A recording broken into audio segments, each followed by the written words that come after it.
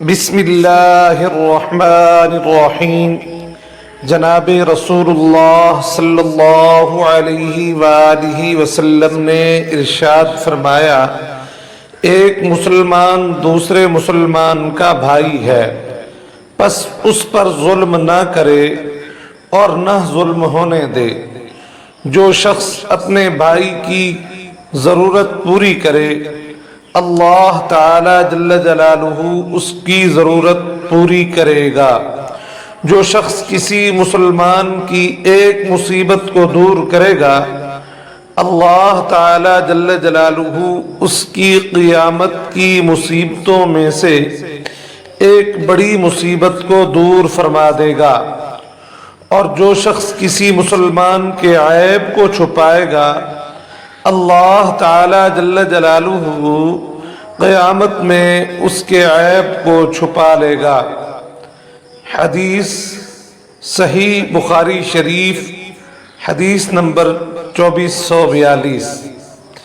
یا رب، اے ہمارے رب، ہم تیرے گناہگار بندے ہیں، ہم توبہ کرتے ہیں، تو ہمیں معاف فرما دے، ہم سے راضی ہو جا اور ہمارے گناہوں کو بخش دے، اور ہم سے دنیا اور آخرت میں آسانی والا معاملہ فرما، اور ہمارے لیے دنیا اور آخرت میں خیر و برکت اور عافیت عطا فرما۔ اے ہمارے رب، بے شک تو بڑا رحیم اور کریم اور مہربان ہے۔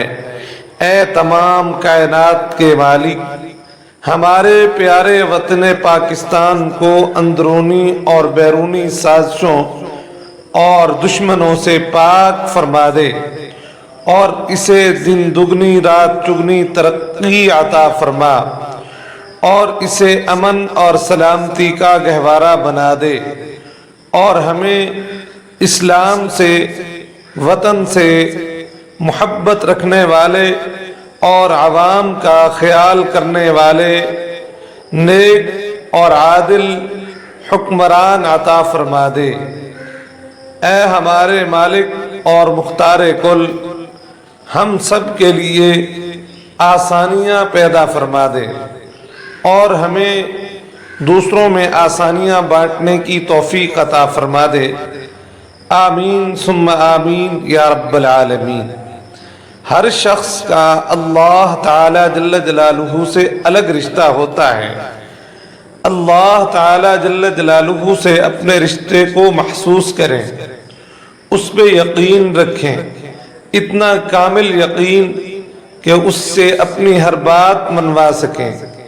یقین کریں، اللہ تعالی جل جلالہ کی محبت کے علاوہ کسی کی محبت میں سکون نہیں ہے، اس کے علاوہ کوئی اچھا دوست نہیں ہے، اس سے دوستی کر لیں، کوئی مشکل آپ کو پریشان نہیں کرے گی۔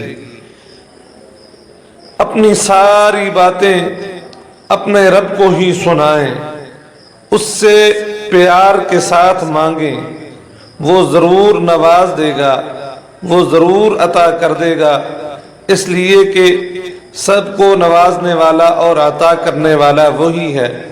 اللہ تعالی جل جلالہ عم نوالہ ہمیں حضور صلی اللہ علیہ وسلم کی سیرت کے مطابق زندگی گزارنے کی توفیق